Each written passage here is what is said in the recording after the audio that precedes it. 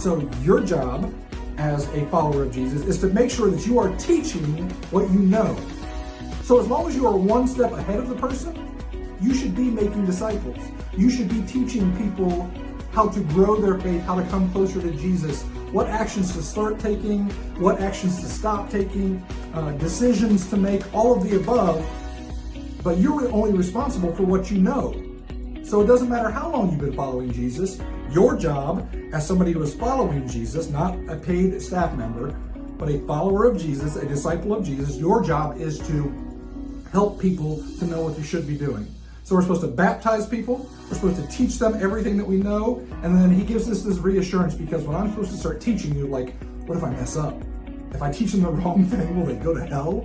I know teachers will be held to a higher standard, but I find some comfort in this third teaching.